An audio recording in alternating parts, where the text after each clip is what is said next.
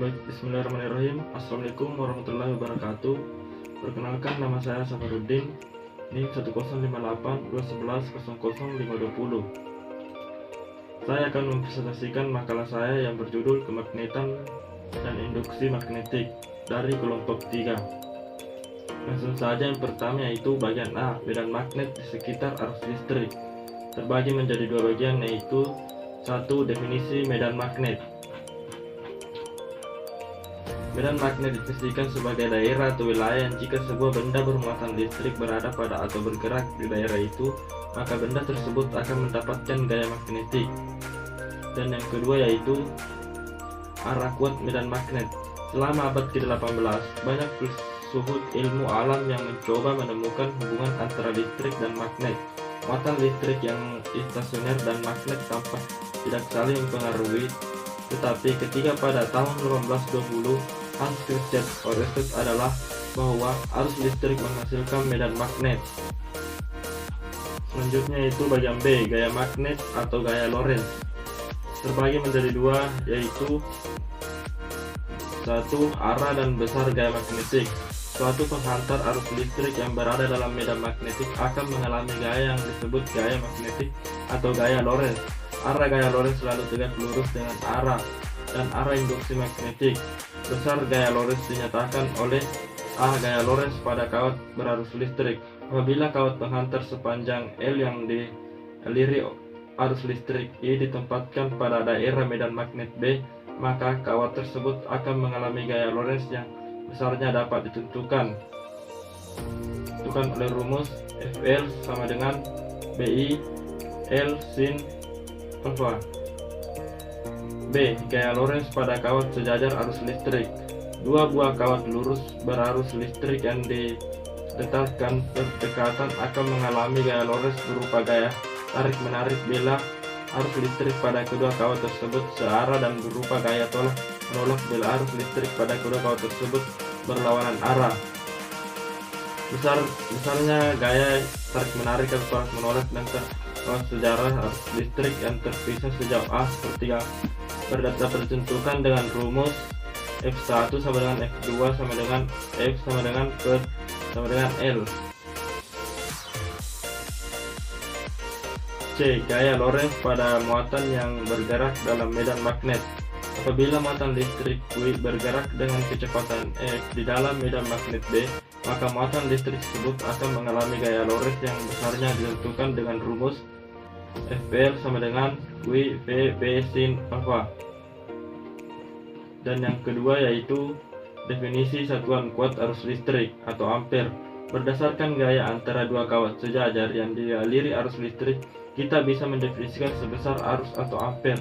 Misalkan dua kawat sejajar tersebut dialiri arus yang tepat sama, I1 sama dengan I2 sama dengan I, maka gaya persatuan panjang yang bekerja pada kawat 2 adalah F sama dengan 0 I pangkat 2 A B A. Dan selanjutnya itu bagian C, sifat kemagnetan suatu bahan. Sifat kemagnetan suatu bahan dalam ini dapat digolongkan menjadi tiga, yaitu A. Bahan ferromagnetik, B. Bahan paramagnetik, C. Bahan demagnetik. Bahan ferromagnetik mempunyai sifat ditarik sangat kuat oleh medan magnetik, mudah ditembus oleh medan magnetik. Bahan paramagnetik mempunyai sifat ditarik dengan lemah oleh medan magnetik, dapat ditembus oleh medan magnetik. Dan bagian C, bahan demagnetik mempunyai sifat ditolak dengan lemah oleh medan magnetik, sukar bahkan tidak dapat ditembus oleh medan magnetik. Dan selanjutnya itu bagian D, gaya gerak listrik induksi. Terbagi menjadi 4 bagian, yaitu 1. Gejala induksi elektromagnetik dalam kumparan. Jika sebuah magnet batang digerakkan mendekati dan menjauhi kumparan berulang-ulang yang dihubungkan dengan galvanometer secara seri, maka garis-garis gaya magnet yang keluar masuk kumparan berubah-ubah. Karena adanya perubahan garis-garis gaya magnet pada kumparan membuat timbulnya arus listrik dalam rangkaian. Adanya arus ini ditunjukkan oleh gerakan jarum galvanometer G yang naik turun.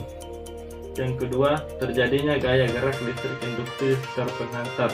Kawat penghantar AB bergerak ke kanan dengan kecepatan F memotong tegak lurus medan magnet B. Gerakan kawat AB tersebut akan menggerakkan muatan-muatan listrik positif ke atas dan muatan negatif ke bawah. C. Hukum Faraday. Hubungan antara induksi magnetik B, panjang kawat, dan kecepatan gerak dengan gaya gerak listrik dapat dirumuskan E sama dengan I P, B sin cos apa.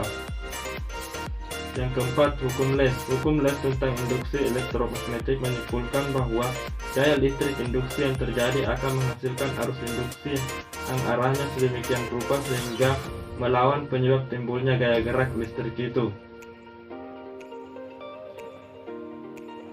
Dan yang terakhir yaitu bagian E, pengaruh perubahan fluks magnetik terhadap gaya induksi. Terbagi menjadi dua bagian, yaitu 1. Hukum Faraday-Henry. Besarnya gaya induksi E tergantung pada cepatnya perubahan fluks magnetik yang dapat dirumuskan sebagai berikut. Untuk satuan lilitan, E sama dengan min D0 per dt. Untuk N lilitan, E sama dengan min N D0 per dt. Dan yang kedua, fluks magnetik. Fluks magnetik yang melalui suatu bidang dapat didefinisikan sebagai besarnya induksi magnetik B dikalikan dengan luas bidang A yang tegak lurus terhadap medan magnet. Secara matematis dirumuskan sebagai F sama dengan B kali A cos 0. Mungkin hanya itu yang bisa saya sampaikan untuk presentasi kali ini. Mohon maaf ketika ada kata-kata yang salah, dan saya akhiri dengan ucapan Assalamualaikum warahmatullahi wabarakatuh.